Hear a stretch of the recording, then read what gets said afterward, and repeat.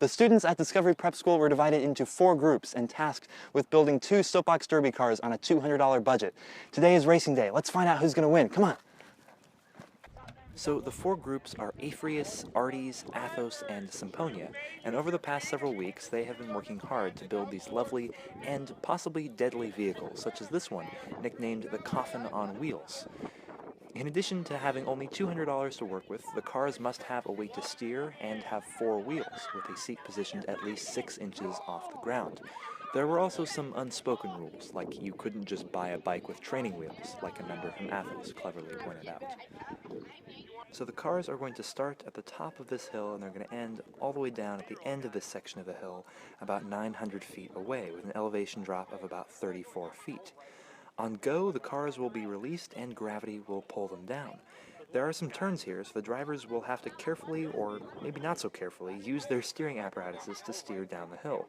With 4 groups and 2 cars each, there are a total of 8 cars, which will race in 2 groups. Now, before we get into the race, let's talk about what is going to happen to these Soapbox cars.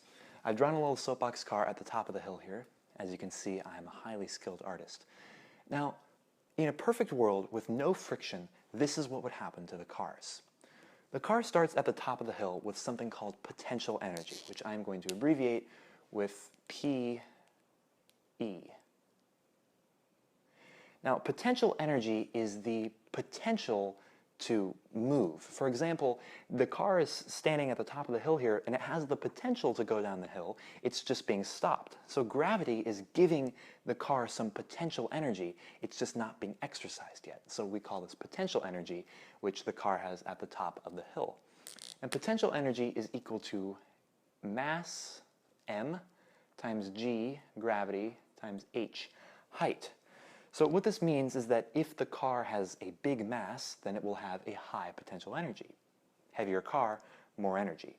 Now, if it has a high gravity, meaning like if the car is on Jupiter, for example, well, then it's also going to have higher potential energy, whereas if it was on the moon, then it would have much less potential energy. And the height is the last component. So if the car is, really far from the top of the hill, it's going to have much longer to fall. So that's a higher potential energy too, whereas if it's just a short distance, that's a lower potential energy. Okay, but now say the car is released. Now it starts moving. Instantly, right away you can see it'll begin to pick up speed. And this is kinetic energy, which I'm going to abbreviate as KE. Now, as you can see, what's going to happen here is the height of this car starts to go down. So it's losing potential energy. But at the same time, it's gaining kinetic energy. So there's a sort of trade-off that happens here where the car loses potential energy because its height is dropping, but it gains kinetic energy. Now, once the car gets all the way to the bottom, well, it will have run out of potential energy. Now it's at height 0. It could hit another hill and then keep going down, in which case it would have more potential energy. But we're only concerned with just this frame of reference. So once the car's at the bottom, 0 potential energy, and all that energy has been converted into kinetic energy. Now, kinetic energy is equal to half mv squared. What does this mean? Well, m is the mass and v is the velocity, or the speed. So the half I won't get into. It's kind of weird that there's a random half in front of there, so we'll just ignore that for now. But the mass is the mass of the Soapbox car, and the velocity is the speed it's going at. So, as you can see, what happens here is that the velocity is squared. What this means is that if you increase the velocity, the energy, the kinetic energy, goes up by that squared. So if you go from, say, 10 miles an hour to 20 miles an hour, doubling your speed, you have to quadruple the amount of energy you put in, which is kind of interesting. But now let's say we want to talk about how you get the fastest possible car. Well, we can say that we start with, this is all the energy we get to start with. The potential energy is mgh. So we'll say we start with some potential energy, and at the bottom of the hill, this is all converted into kinetic energy. So we end with this kinetic energy at the end, and they're equal to each other. So now we can do some algebra and figure out what we can do to get the velocity the highest. As you can see, the velocity is equal to the square root of 2 times g times h. So let's see what we can change about these variables to get us a higher velocity, because in the end that's what we want, for us to go faster. So the square root you can't change. That's just an operation of math. The 2, you can't change that either. That's just a number. So that leaves us with gravity and height. And with the gravity, well, you can't really change that either, because no matter where you are on Earth, gravity is going to be more or less the same. So you can't rely on having a higher gravity right where you are compared with your competitors in the Soapbox cars right next to you. And lastly, there's the height. And by definition of the rules of the race, well, we all start at the same starting line, so you can't get a higher height. I mean, you could start higher up the hill, but then you're just going to have to start way behind everyone, so you're going to get to the finish line way later, even if you end up going faster. So, as you can see, mass also doesn't play into this. Mass was canceled out in both sides of the equation early on. So this means that even if you have a really tiny car or a massive car, in a frictionless world, it's not going to matter. The car is going to get to the bottom of the hill at the same time. So in a frictionless world, nothing really matters about the car. But as you might have noticed, the world is not frictionless. Now, friction is a force that pushes against motion. So if the car is coming down the hill, friction is pushing the car back up the hill. Now, if we want to go fast, we want to reduce the friction as much as possible. So there are 2 main types of friction that will act on the cars while they are moving, and those 2 types are rolling friction and fluid friction. Rolling friction is the friction when one thing rolls over another thing, like the wheels rolling along the ground, or more importantly, the wheels rolling around the axles.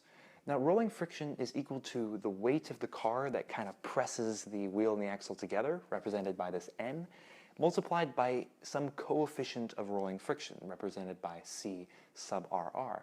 And that coefficient is determined by a bunch of things, but you can reduce that coefficient by adding things like oil or grease or graphite to the axle.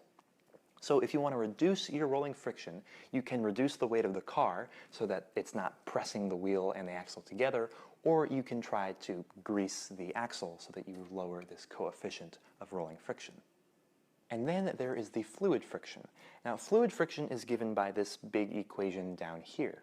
Now, let's break this down. The first component is the air density. Thicker air means more friction, more air to slow you down. And second is the velocity squared. Now again, it's interesting that the velocity is squared. Now this is because as you speed up, not only are you smashing into more air molecules, but you're also smashing into those air molecules faster. So there are 2 effects that cause the drag to go up as your velocity goes up. So as you double your speed, you quadruple the amount of drag. And then there is the surface area.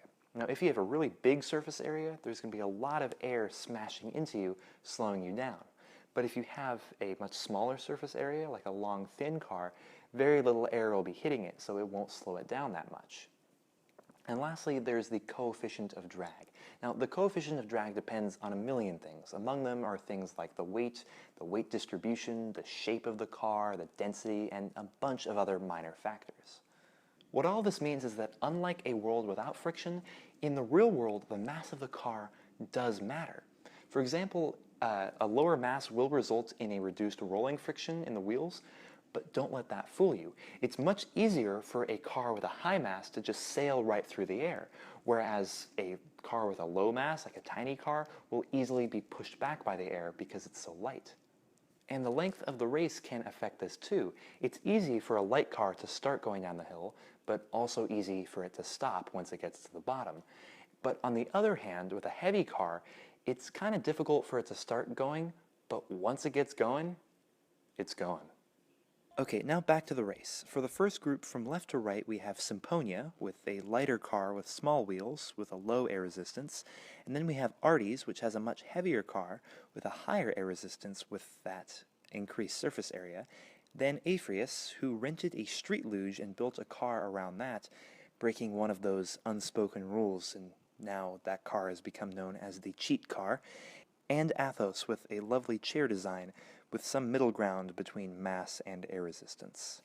Now, because of the lack of steepness on this section of the hill, each member has been allowed 1 push from one of their teammates, which will sway the results. Get set! Where'd my Yoshi go? Oh, sorry, my kid's in there. Right away, Aphrius takes the lead, Looks like Athos and Arties are battling for second place right now.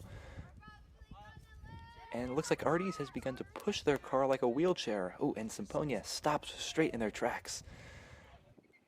And meanwhile, here comes Aphrius flying down the hill with that street luge.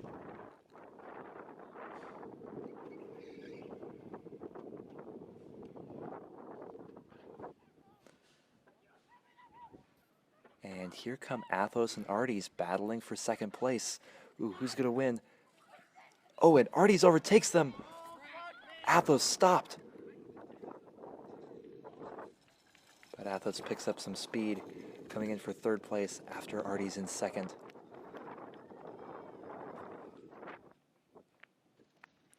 And after a slow start, here comes Symphonia, going pretty fast now, coming in for fourth place.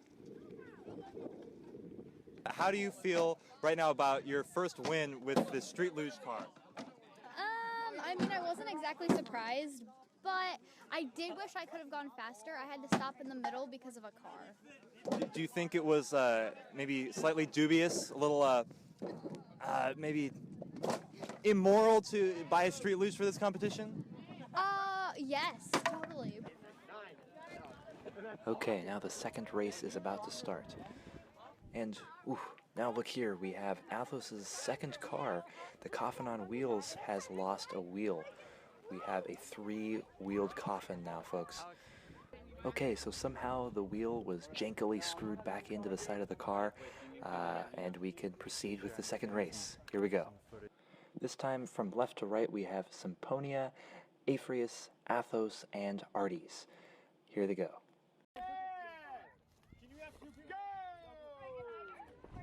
Looks like Aphrius not off to a very quick start here. Ooh, and we got a collision between Athos and Arties. Oh, and Athos has collapsed, trying to clear the way for Arties to make it through. Athos is down. In the left corner, we have Symphonia making their way down the hill. Arties trying to push himself as Athos has completely collapsed. There goes Arties, trying again to wheelchair it down the hill. But he's stopped in his tracks as Symphonia continues down the hill. That car is not moving. The wheels have become locked.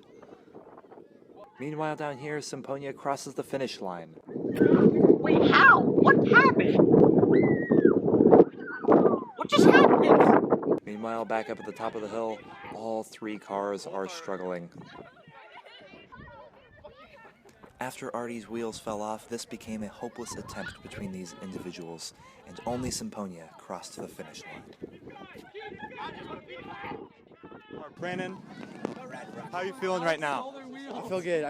I think, pretty sure I was 100% sure that was going to happen with this idea. How do you feel about what happened here? I'm not surprised. Yeah. Honestly, me neither. And now it's demolition time.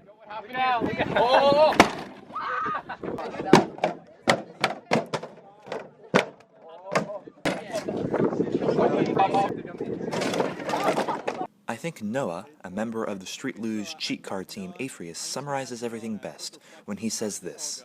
Oh, we destroyed you all. It wasn't even a race. Like, you guys got destroyed. But after being informed that he was being filmed, he said this. I think that it was a really interesting race. It was really close, but I think we pulled ahead on top because our cars were just built a little bit better. But all of our competitors were very good opponents. Good to know. Thank you, Noah.